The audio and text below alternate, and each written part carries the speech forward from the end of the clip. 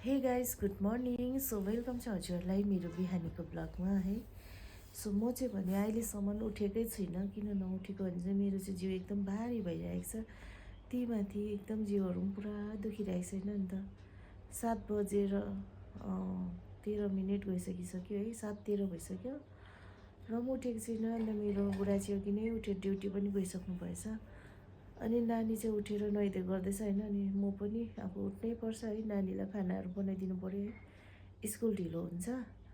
So नि आज चाहिँ म मर्निङ वक पनि गइनँ हो। अनि एकदमै बेसी जिउ दुखिरहेको छ, के भएर हो पनि।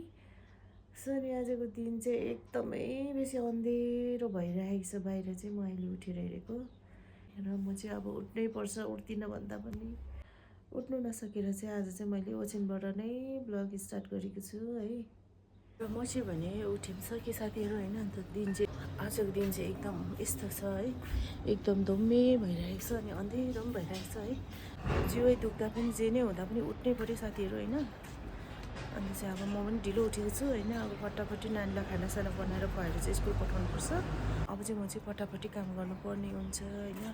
किनभने यति बेसी काम छ, मैले यति डल्लै यो पेसेसहरू डल्लै सफा गर्नुपर्छ होइन। अनि आफू पनि अब जिउै दुख्दा पनि जे नै हुँदा पनि अब ड्युटी जानै पऱ्यो है। ड्युटी नगरी हुँदैन। अनि यत्रो सरसफाइ गर्नुपर्छ। मैले यो पेसेसहरू डल्लै वाटपार है, यता उँभो डल्लै गर्नुपर्छ हो। यता डल्लै गर्नुपर्छ वाटपार। यसको उतापट्टि पनि छ सफा गर्नुपर्ने। यहाँ चाहिँ मेरो छोरी चाहिँ नुहाइधुवाइ गर्दैछ हो। सबै पुसेर पर्दाहरू पनि चेन्ज गरिदिएको है। अर्को लगाएको थिएँ मैले, आज चाहिँ यो फेरिदिएको छु पर्दाहरू पनि। सो यहाँ देख्न सक्नुहुन्छ लुगा मैले यसरी मजाले पट्याएको छ डल्लै। यहाँ मुनिवटिबाट पनि मैले मैलाहरू डल्लै निकालेको छु। अनि यहाँ हेर्न सक्नुहुन्छ सनक्कै पुसेको छु। आज चाहिँ रुमहरू पनि साथीहरू यस्तै छ। मेरो चाहिँ एउटै रुम हो, खानाहरू पनि यहीँ नै पकाइ खानुपर्छ, सुत्नु पनि यहीँ पर्छ हो। अन्त यस्तै छ परदेशी जिन्दगी भन्नु होला नि अब। छट्टै त्यो भयो किचन। अनि यहाँबाट चाहिँ यसरी यता हेर्न सक्नुहुन्छ। यहाँ चाहिँ मैले भाँडाकुँडा चाहिँ यसरी मिलाएर राखेको छु, हेर्नुहोस् है साथीहरू।